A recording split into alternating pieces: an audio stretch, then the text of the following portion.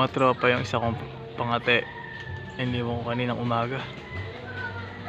May nahuling ibon. Ibababa ako para makita natin.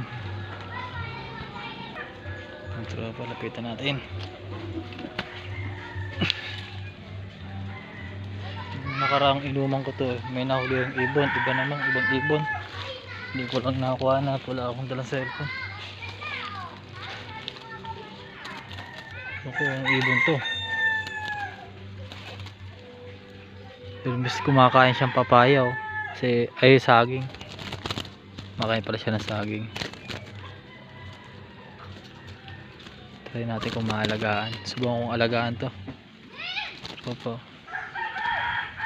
Ibang klaseng ibon.